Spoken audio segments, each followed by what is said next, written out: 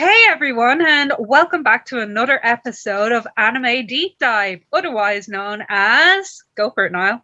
No Shosai.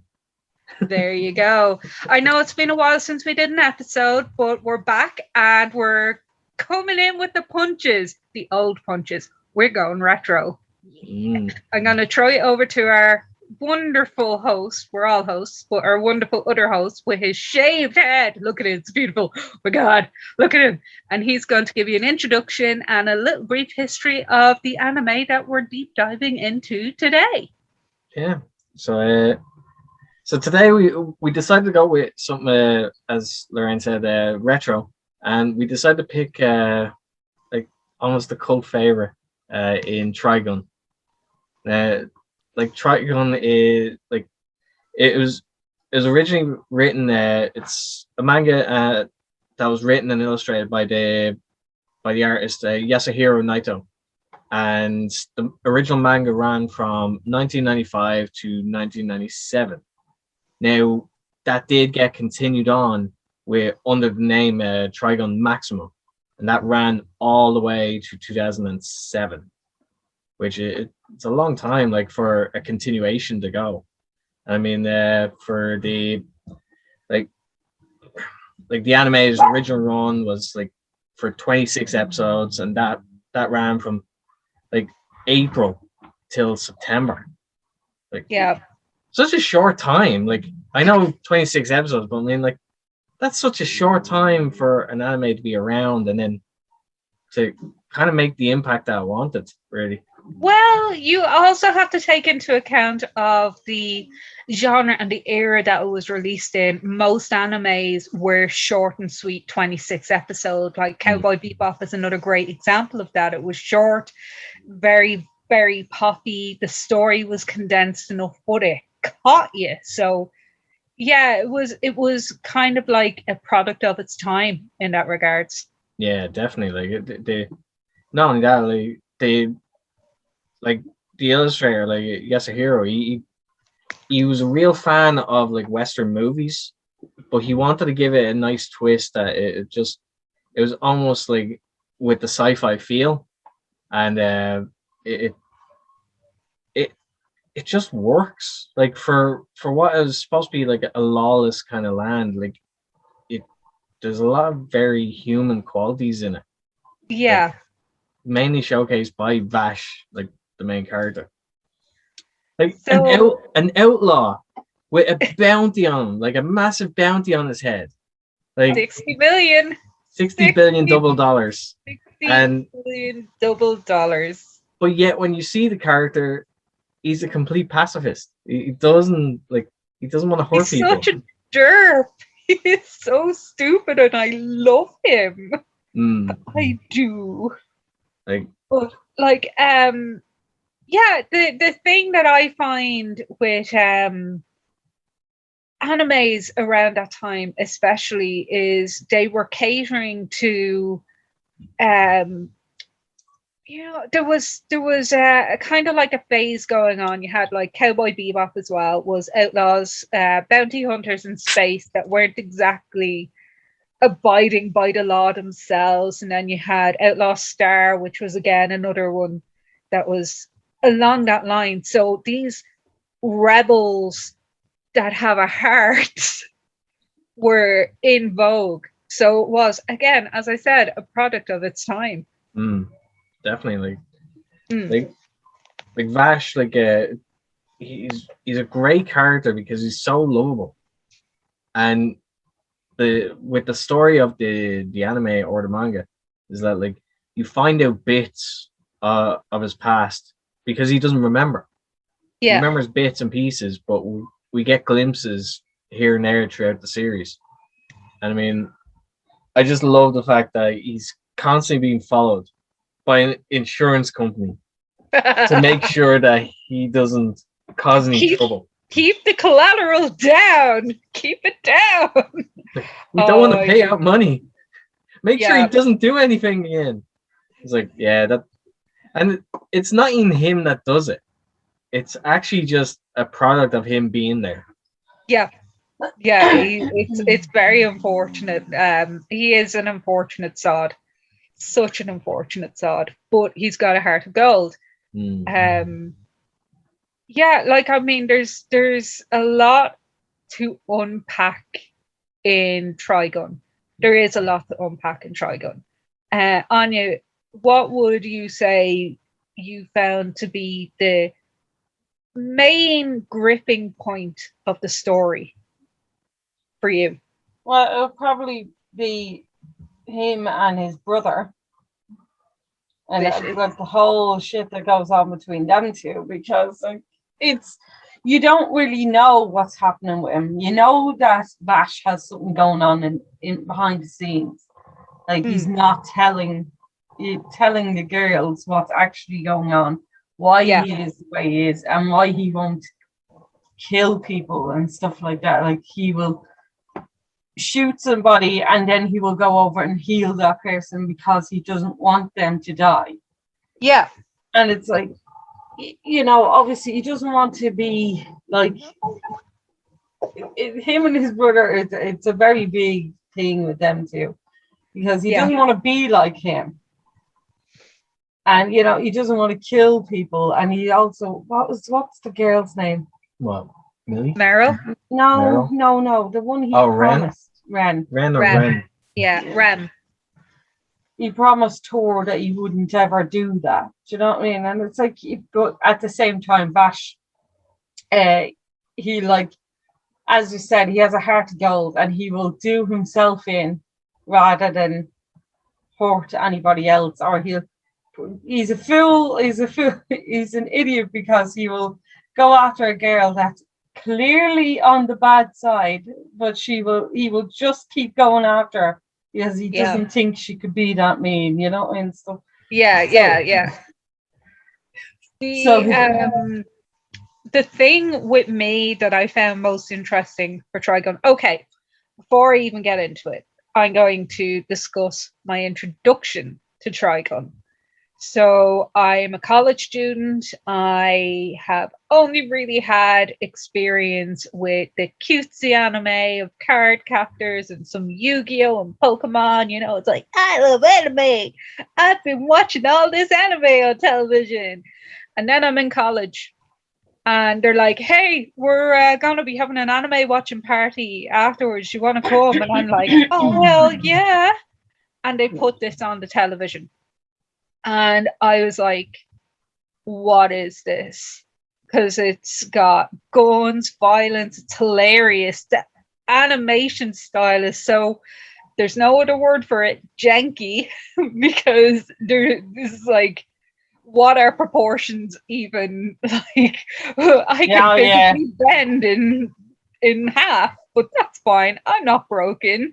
His facial contortions, everything was just so bizarre, and so not what an animation student should be aspiring to do, and not something I was used to seeing. But because of that, it intrigued me.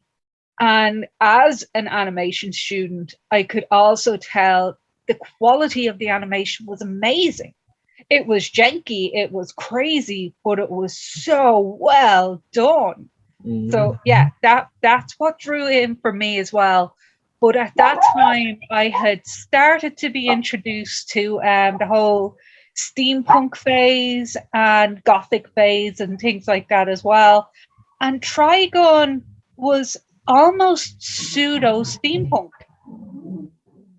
I found that it was, you know, it wasn't quite steampunk Victorian era dress, but you did have that kind of feel to it. The old-fashioned typewriters, yet they had these massive guns and contraptions. It just felt out of place, but still really worked. So that's what drew me in, was how odd, but how well it was done. That was for me. The storyline was odd, but it worked. and it was well thought out. The animation was odd. Again, it worked, and you could really tell that they thought it out. Although there are some scenes that are direct copies from other animes, but everyone did it. So, but yeah, for me, it was how much quality was in the show. That's what drew me into it. It was a very high quality show for its time, and even now it still stands up. What about you, Niall? No, like like my introduction was a bit different. Like I actually seen someone had made like an MV clip for YouTube using bits from Trigun. I never knew what was from.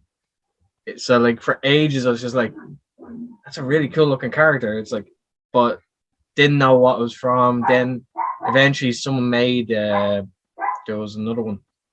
They literally like put over it was the intro. It was actually the intro that really sold me on it. I was like, I need to see this. Because the opening intro song is great. Oh my goodness, yes. Like it just made like it kind of sums up everything about it. It's like with Cowboy Bebop, like the opening soundtrack was just fantastic. It fits so well. And their earworms, they stick with you for like forever. I mean, like Trigon, like I fell in love with Ash. Like he just the lovable idiot, but like you knew when stuff had to be serious, like he could. Like and he's an extremely capable like gunfighter, as he proves throughout the series. He's like he'll go out of his way to make sure he doesn't kill people by basically getting himself hurt, but it just shows how good of a gunman he is. And yeah, I just really, really enjoyed it. I also loved his banter between like certain characters as well. It just like how could you not like this? Yeah, him and Wolfwood had some great banter. Yes, they had some great banter. Wolfwood is another character, so tragic. There's a character that it's just like he's not in it as long as people think. No. Well, he didn't need to be in it that long. He had quite the impact, even in the short span of time he was in it. But huge impact. Oh, Millie. Oh, Millie, we love you, Millie. Yeah. Millie is a monster, and I love her so much. Yeah, she's great. She was that era's like tall lady, like Lady Damascus. Like she was that like for back in the 90s. And what's scary is that like her demeanor doesn't match with her ability. What she's packing. Again, she's like just like Vash. Her demeanor and her abilities are just at odds. Like So, and then Meryl has way more confidence in herself, and she's actually kind of pathetic. I love her, but she's kind of useless. She is. And she also, the Meryl, the thing with her is like she's all professional. Like, and she'll introduce herself, and she just assumes that an introduction will fix it all. It won't. Not in the time frame you're in. Oh no, not an introduction. A donut offering. Oh, the donut offering. Please accept this as a token of our goodwill. They don't want that money. Nice job, Meryl. I genuinely think that Trigun is where I get my donut obsession from. Because I freaking love donuts, and I was like, why do I love donuts so much? They're not even that great. And my introduction to it was actually Niall was talking about it, and I said, "Oh, do you know what? I might as well check it out," because at the time I checked out Black Blood Brothers, and I checked out Helsing for the first time. So I was going for old animes at the time. We could do a deep dive on Helsing as well. Let me tell you. Oh my god! I was like, Niall kept saying to me, "Oh, do you know the opening song for it is great. It's really good." Because I love the theme song for Helsing. Yeah. And you know, so he was like, "Oh, serious, you love it," and I was like, "Okay." So he put one episode on, and what I really like about the show is even though it's quite funny and Vash is hilarious, and I love his character, it's also very adult themed. Like it's not a kids program. They course in it. There's sexual references in one of the first episodes. They're like, oh, his kids being beaten his and kids killed. Kids being beaten and killed, and there's women like that are evil, and then they're good, and then they're and as well as that, no, there is, as I said, a lot to unpack. One of the big things I really like about it as well is that you'll start an episode and you'll be like, "Oh, that's the bad guy, that's the bad guy," and it's not the bad guy. It's not the bad guy at all.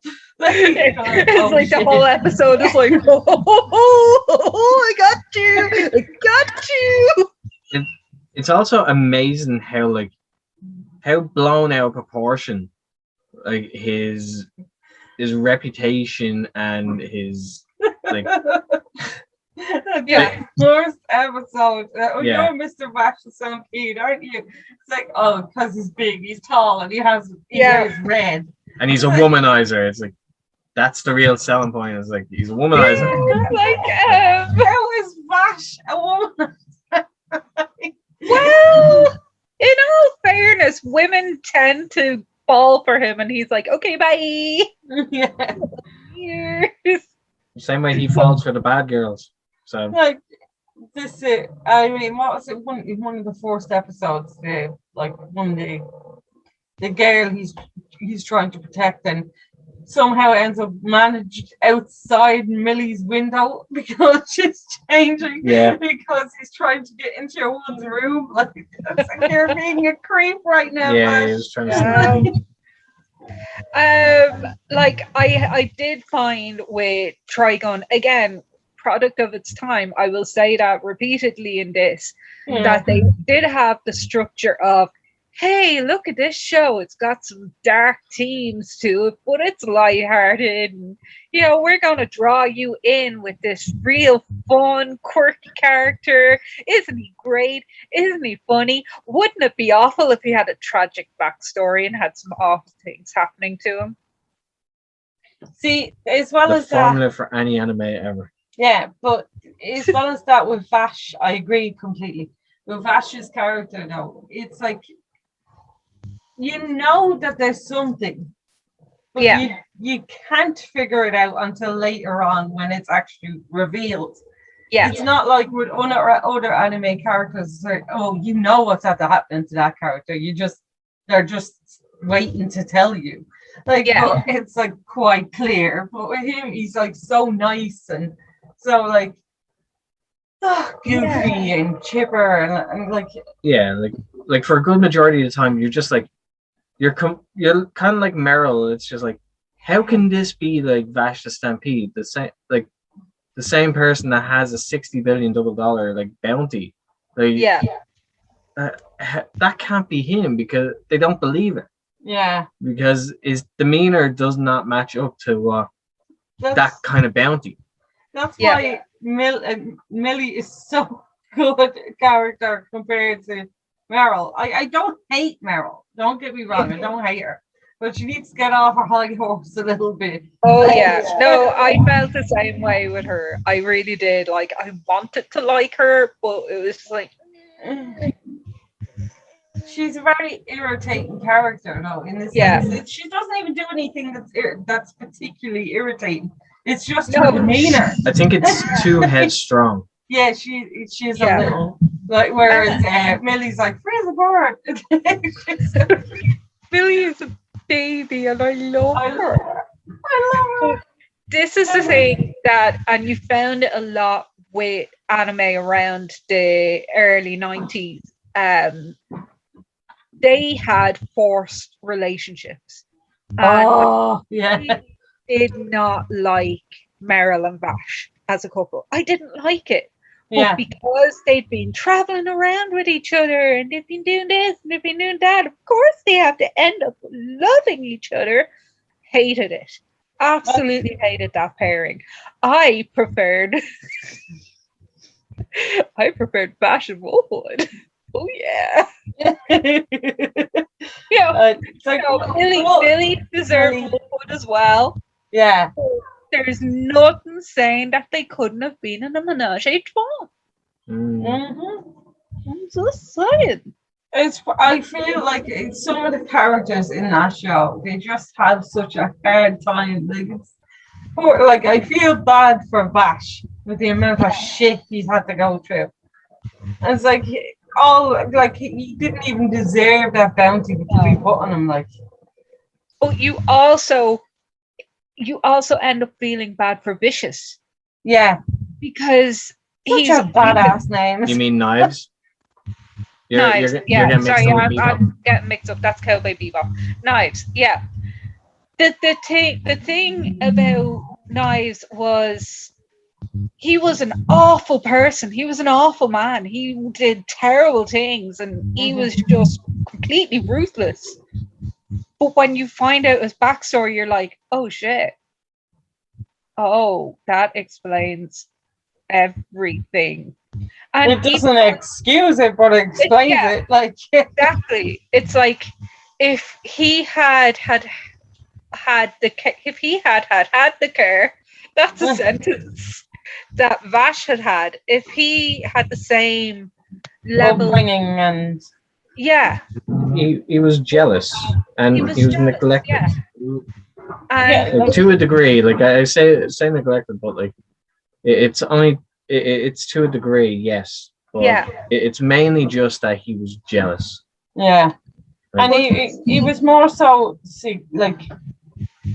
kept separated. If you know what I mean. It's like Vash was loved so much, and it was like he wasn't given the attention that Vash was given. Wasn't Vash's fault, and it kind of escalated very quickly. And it's funny because obviously not funny. It's awful. It's a terrible, terrible thing that happens. Awful, but it's funny because they were probably looking into the psychology of serial killers around that time because it's a very common trait of serial killers around the 90s, especially. What was a big thing with Ted Bundy and that kind of thing. All those serial killers were always like, I felt I didn't have the love in my life that I needed, and I just wanted to exert my power over people and feel appreciated. And it's that mentality, the psychology of a serial killer, complete and utter demented person, that was brought into the character Knives, which made it more believable. I was like, when I actually thought about it, I was like, oh my God, they really thought this through. It wasn't just a crazy guy who just wants to murder the world. This is like someone who has real issues. Again, doesn't excuse him for all of the horrible shit he does, but you're like, oh, right. He's almost a sympathetic kind of villain. Yeah. In the sense that you do feel bad for him, but at the same time, it's like what he does makes it very difficult to be sympathetic toward him. Yeah, exactly. And that's, it's something with this series around that time is like, same again, we'll go to Cowboy Bebop because they were actually running at the same time. So it's a great correlation with Spike. He is this happy-go-lucky bounty hunter who has a dark past, and you don't really get the full picture until a later episode. But because of his demeanor and his nature, you kind of overlook all of the bad shit that he's doing. He's flat out murdering people, and you're just like, oh, Spike, look at you. And then you have other characters who do awful things, but because you don't know their backstory, you're just like, you're awful. Yeah. You're characters. So it's the same thing with Trigun. You're literally like, he's awful. He's an awful person. He is an awful character. Look at what he did. Look at what he did to my baby. My baby. And then you find out a story and you're like, that's not allowed. Who gave you permission to give me feels for him? It's quite there's quite a few animes like that. They have villains who are relatable, like very relatable. You know what I mean? But it was always, before this evolution, it was always very black and white. You know, you had, you know, we're the bad guys. You know, I'm Emperor Ming and I'm going to destroy the universe. Why? Because I can. I'll get you next time. Yeah. Like it's it is true. And there's a lot of like older animes that had that, you know, like this villain is just a villain. He's just evil. Exactly. And it's like 90s in the you don't get that anymore. You see, it's not like almost, as much as I love a lot of the anime, almost all of the evil characters in it are evil for a reason. Yeah. Some people are just evil, like just let them be evil. It's very difficult to have something that's just black and white. He's good, he's bad. It's very difficult to do that and make it work. And I mean, like, Trigon is no exception to it. Like they have to have that gray area. Like, it's like, we're not revealing on the information yet, but when we do, you'd be like, you're gonna change your opinion on these characters going forward. It's like, and that's the thing, is it was the Trigun era animes that really introduced that to us. We had Akira was introducing that to us as well. Was there is no black and white, there are shades of gray, you know, and it kind of opened the door for people to make likable villains, and Japan embraced that big time. Like, I mean, in a major way, to the point where like villains in themselves got their own fan clubs and things like that. People loved it. And you know, this was something that Western society was doing for a while. Japan wasn't, but Western. Oh, there goes my phone. Oh no! Hi. So yeah, you found like with Western society, they had actually made their villains kind of, you know, not so much lovable, but quirky enough that you enjoyed them. Like, Joker is a great example of that, because at the same time as these were released, we were looking at Batman over here, Spider-Man, Iron Man, all those kind of 90s cartoons were out where the villains were likable. Whereas God, I wonder if we can do something like that with us too. And they did, and it was a huge success. And there's a lot of shows and animes where actually have quite a compelling villain as well. It's like, I wouldn't have been like this if stuff didn't turn out the way they did. And it's like, yes, but that's not the fault of these people. And sometimes it is. Yeah. Sometimes it is, and they just don't realize it, that they set something in motion that ended up destroying everything, you know, for this one particular character and stuff like see it evolve and progress throughout the years. You really, really do.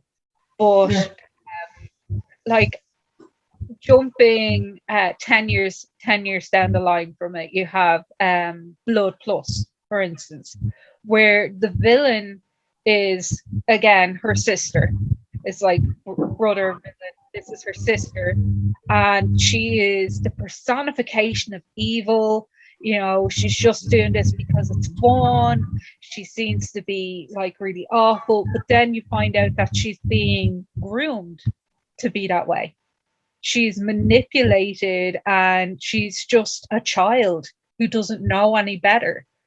And when you figure all that out, you're like, oh shit. Because you don't want to like her, but you end up liking her to the point where you want her to be rescued. And in a way, you feel that way for Knives too. By the end, you kind of want him to be rescued in a way. You want him to have a good life, to have a better life, to get over his grudges and, you know, live.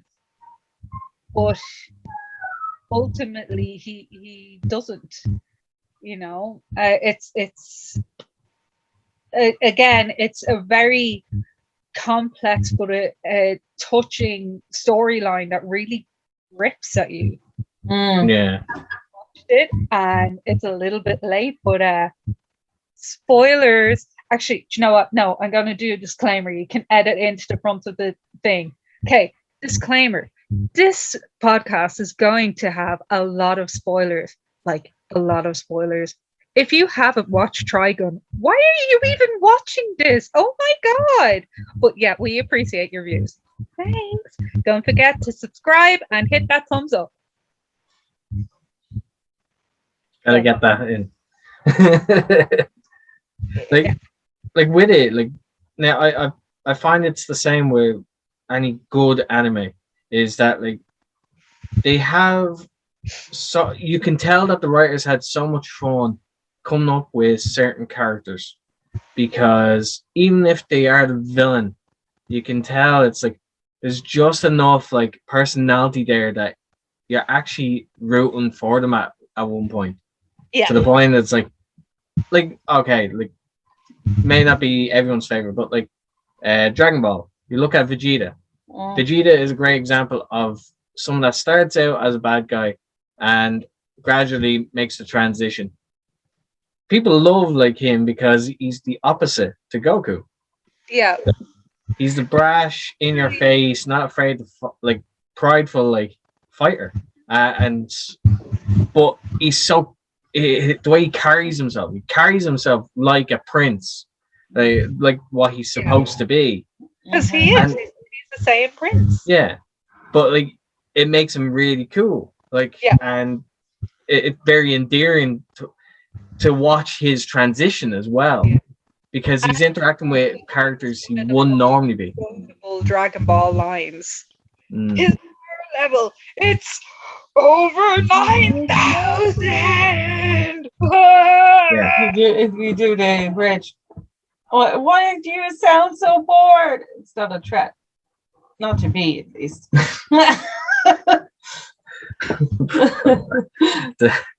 No, but like any anime always has it. Like it's a good sign, like that the writers involved were having fun with, but at the same time, it's so overdone though. Like that trope of like having a villain transition into, Naruto is notorious for it. Oh god, yes. Like having villains, people being introduced as villains, making the transition to be like, and you know, they're the good guys. Yeah. And some of them become like noticeable, like eventually as heroes, you know, in the sense that. But then, you know, there's others in that same anime. It's like Sasuke is a good guy who turns a bad guy who turns a good guy. You know. Yeah. Like I mean, even one of the most notorious villains in the Naruto era ones was Bleach's villain Aizen, because he was a good guy and everyone fucking loved him. But his betrayal just was like, but that's because it was done so well. Yeah. Like no one's like, for anyone that didn't read it, this really hit because you did not see it coming. No, you didn't see it coming. But again, they do a redemption arc. We got like 8 seasons into Bleach, and I was like, by fine. Like in the later episodes, oh, we can't defeat this person because we're all weak. I wonder how we're going to defeat him. Oh, I know. Let's ask the other person that we could hardly ever defeat. Hey, Ivan. And he gets his redemption arc through saving the Soul Society, which I felt was a little bit much. Like they really need to do that. He was perfect being the good guy turned bad guy. Yeah. That just was a perfect ending for him. So I didn't think they needed to do anything. And like more. when you're talking about villains as well, villains who are like justified, there is a lot of those in Naruto as well. Like, and it's like obviously the biggest one are like, as much as you hate them, like Marida and all the stuff that he done, was technically justified. Like, do you know what I mean? And I've said this to Niall as well. We were talking about it before. Like the village, where Naruto, like what's it called? Konoha? Yeah. They are awful people. Like, you grow up with the series or whatever. You go through watching the series and you love all the characters, or some, maybe not all, whatever. So like up to you, but you end up hating that village because they were horrible to Naruto, but they welcomed Sasuke with open arms when you just murdered his family. Yep. For nothing. Yeah. Because you thought they were going to be a threat. Yeah, well, don't only make them a threat if you do something to warrant it. Yeah. You know what I mean? Like, but yeah, like even at that, one of their great three Zenin. Yeah. Sanin. But one of the great three ninjas that were in there turned out to be a legit bad guy. Orochimaru was awful. But even he had his redemption arc. I love him, but still he was awful. Like, he was awful. And why give people as test subjects? Like, literally, he corrupted Sasuke. He used people as test subjects. He killed the third Hokage. Like, and it's much. That's one thing I really hate about Naruto Shippuden series. They ruined the third Hokage for me because he was involved in all this shit. Yeah. And it's like, oh my god, I loved him so much, and now I'm like, oh, I can't love him anymore. He's a bad guy. But again, he signed off on it. He seems like an absolute dote of a guy. We love him until you realize all the fucking bullshit moves he took. It's literally, he is the anime version of Winston Churchill. Everybody thinks he's great because of like the history that you're hearing, but when and this is it as well. It's like, oh, Naruto's parents died, you just let him live by himself. Yeah. Up with that. Sasuke's entire clan is killed. Let him live in the house. Mother and father are killed in. Because that's not going to traumatize him. Living with it every day. But I mean, like in regards to like obviously it's a bit of a tangent, but like going back to like Trigun. In regards to that, like the villains, like Knives is a very compelling character in that sense. Like we did say, like that if he just had the attention, like as much attention as Vash did, things could have turned out so differently. Yeah. But his violent tendencies wouldn't have been as extreme if he had a little more attention. Yeah. They still would have been there, but maybe they would have been lowered or mitigated. A lot less, way more tame. Or being channeled into something productive. Yeah. And that's the whole take that you get from it is, oh, this is a problem child. We're not going to deal with him. Yeah. Oh, golden child. We love him. And it just goes to show that it's not that unlike real society. It's That happens all the time. Yeah, if some children are too much of an issue for people to handle, too difficult, they decide to just then ignore them and lock them away. You know, Yeah. I deal with you. I haven't got the patience. I haven't got the time. And it's those kids that become angry and resentful and vengeful, and then they bring guns into school and shoot up everybody. It is literally a warning right there of pay attention to your kids if they're telling you Yeah, something. because this is it as well. It's like, as you said, pay attention to your kids because you don't know that your kid might be just angry at you or angry at their family because you're not giving them the attention they think they need. One kid walks into school and boasts about how much his family dotes on him. There you go. They snap. Instant trigger. Trigger.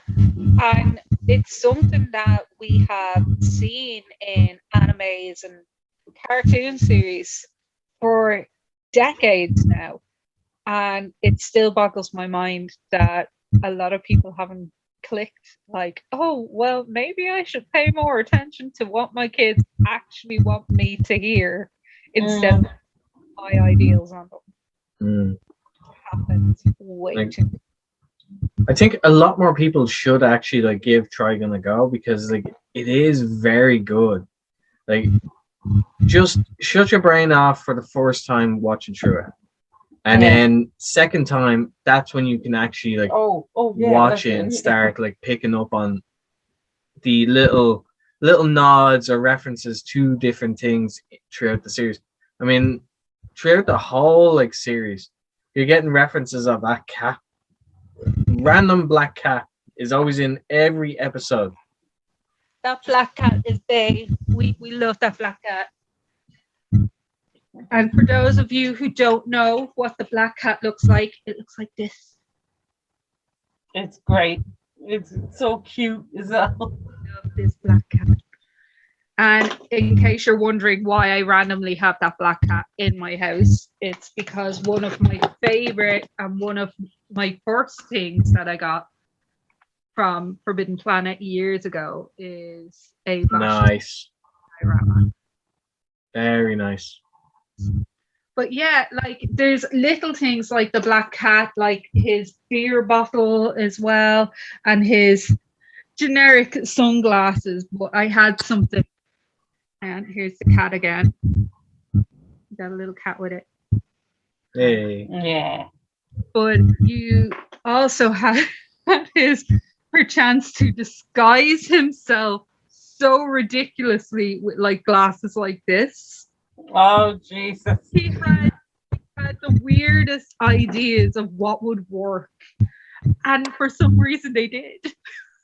Like, how are you getting away with this? And his jacket was iconic. Oh my god!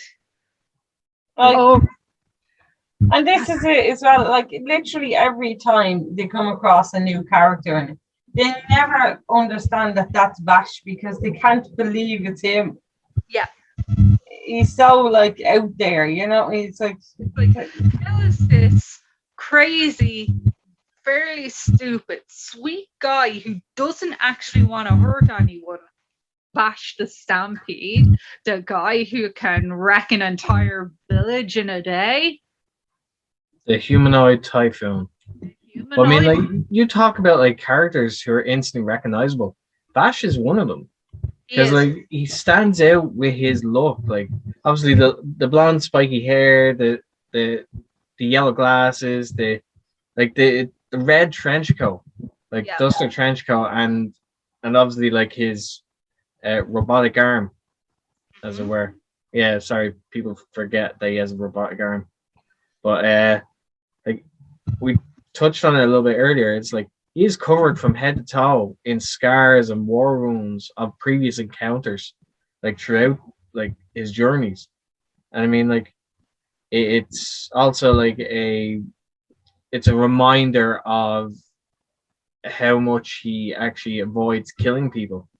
He he will hurt himself before he hurts anyone else. Mm. But I mean, like it's like you could easily put Vash on one of those. Like, okay, can you recognize this character? Where's he from?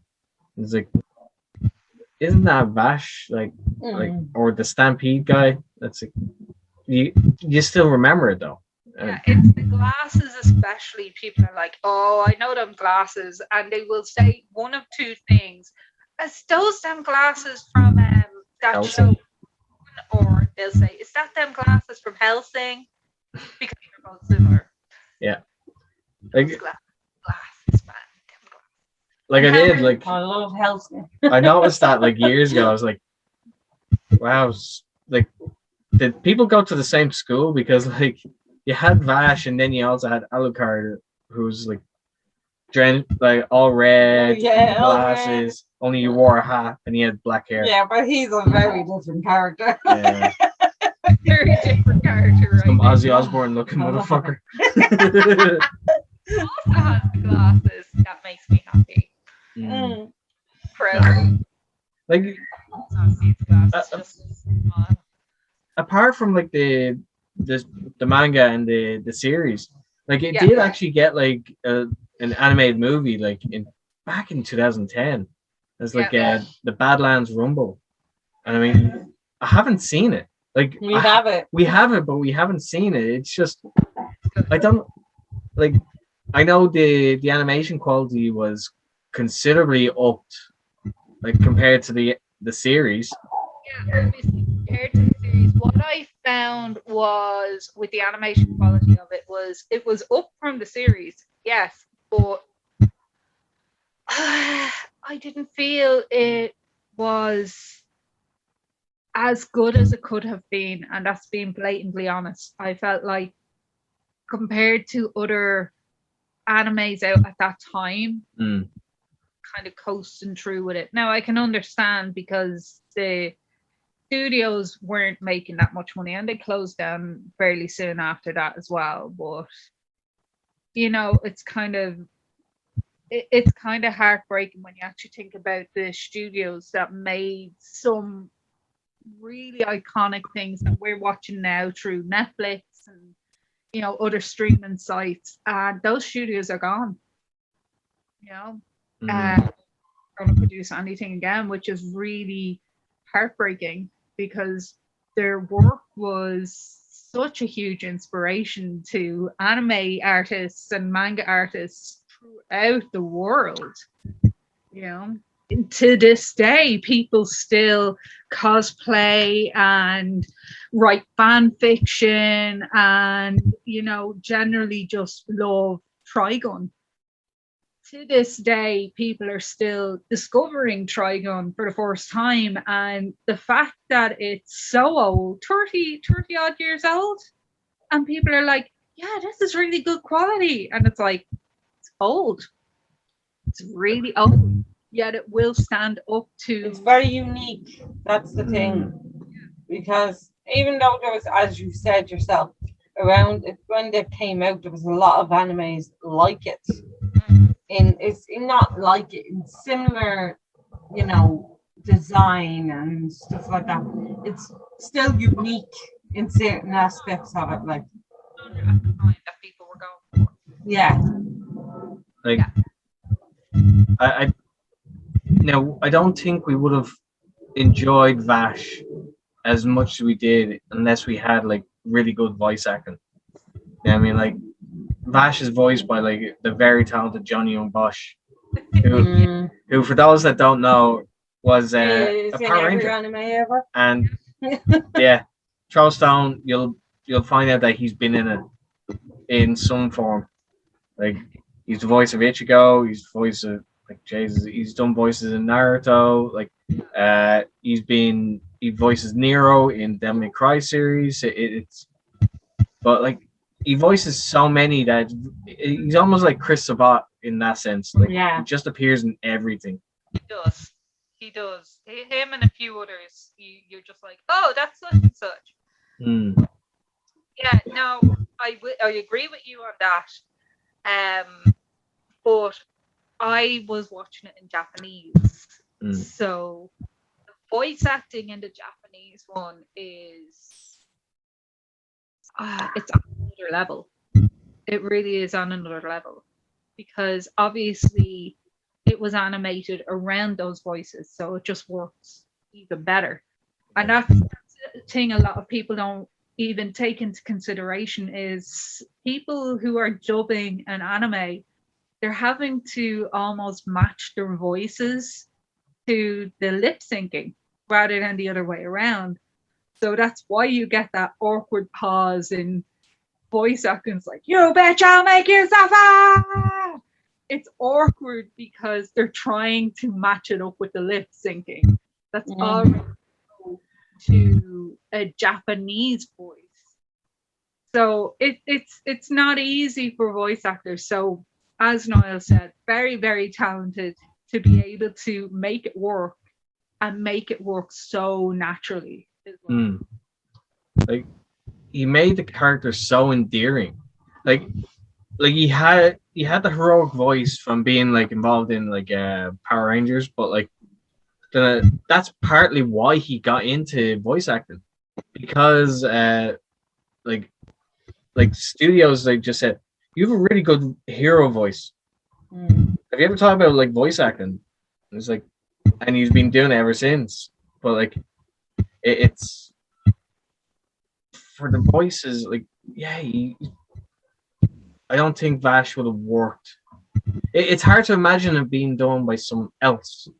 Yeah, like, that's how good it was. Like how good of a performance he gave to Vash. You're just like, damn, like we've had it happen in anime before where like we've recast like the main characters with their voices and it doesn't work. Like they try to keep similar to the original, but straight away it's like no. Like look at like Pokemon. Like they recast Ash a few years ago. And straight away it's just like I don't like this. I really don't like this. Especially when it's an iconic character like that, you really if you can help it. Yeah, but in saying all of that, I'm going to make us stop going on tangents and give our summary and round up. So, in summary, Trigon is an absolutely amazing show. You should watch. It has a lot of life lessons that you take in on the second viewing because the first just for you to be watching it like this. What am I looking at? Jeff looking at it going, what?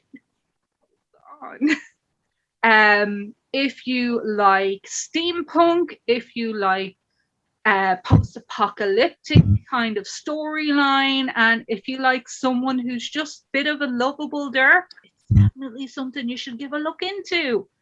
I have been one of your hosts, Lorraine Scanlon, and you can find me on my Instagram, Genesis Go Boom, or on my Facebook page, Crafty Like a Fox Store. I will hand you over to Niall to give his final goodbyes. Of course, you have to get the plug in, as you do. Now, go check out the site. She sells great stuff, very affordable stuff. Yeah, go do that. Tell her we sent you. I might even give you a discount. Well, actually, yeah. Sorry, dude. If you're finding her through this, then use the anime no shosai as your keyword. There you go. like for yourself though, Áine, like as we close up, like what? Well, I think it's an amazing show, and everybody should check it out. If you just want something, it's not a long show, so it is easy enough to watch in a couple of days. And like if you're a binge watcher, you get it done in a matter of hours. And it's an easy watch. It's fun, and but it is an adult show, so if you're underage, be careful.